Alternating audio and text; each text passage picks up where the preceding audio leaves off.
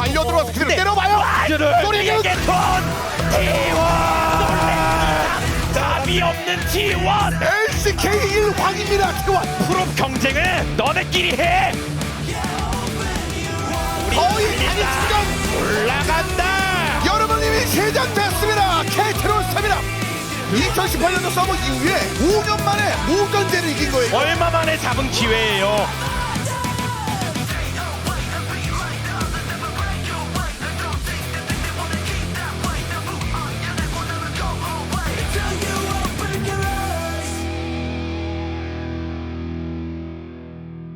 The match is just around the corner. Sorry, Hooney, you're going to be talking That's first fine. now because T1 versus KT. Take us through, Hooney. Is there a chance for KT here? I think is the way that you were needing to frame this whole series.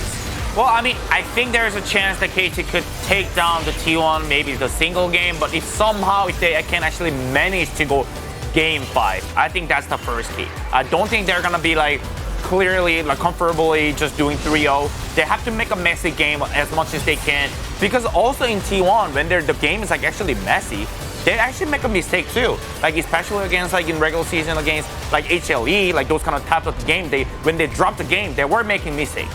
And we see the KT fall from grace after being champion in 2018, finally getting Scores Championship. They then got a lot of bottom places, and not until last year did they really recover as Faker versus Keen.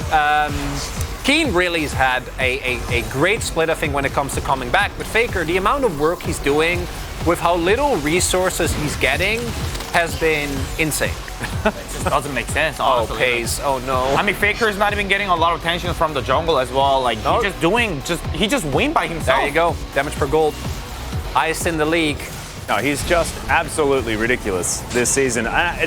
It's hard because I feel like Faker just keeps reaching new heights. There are times where people are like, oh, yeah, well, he's not as good as he used to be. I think he's better than he used to be this season. It is crazy. Yeah, I mean, for Keen, I said, like, I think he's performing, like, really, really well. The problem is just opponents is a Zeus. That's it.